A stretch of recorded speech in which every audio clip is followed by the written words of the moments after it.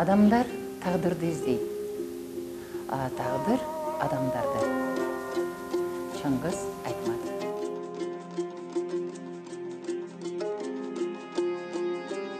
Инсанды инсан қылған маданият. Чыңгыз Айтматов.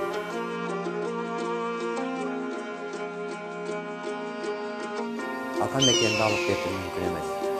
Алып кетсе, сарсананы, құсалықты ғана алып кетуге мүмкін болар.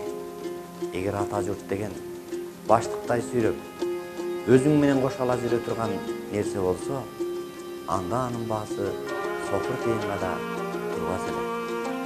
Чыңгыз Айтматов.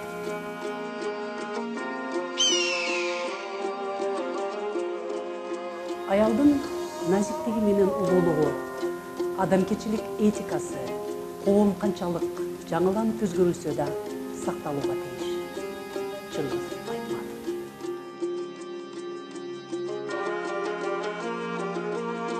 Ил унуттун кубанса кубанычы, кайгырса кайгысы, жана акыл эси. Тилсиз унут болбойт. Чыңгыз Айтматов.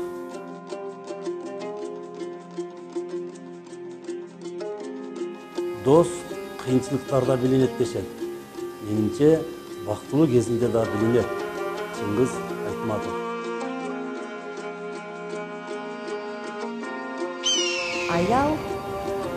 Аял, бул аялдар бат-баттан илашат, анткени баарына яшат.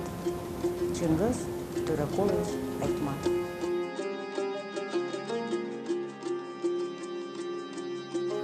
Мен эми балдарыма ой санаамдын бүт баарын жазып кетем.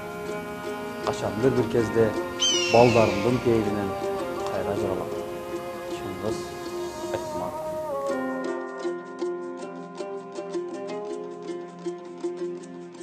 Эгерде биз тилибизди ыйык тутуп, кийинки муундарга жеткире албасак, анда тил гана эмес, улут да жоголуп кетет.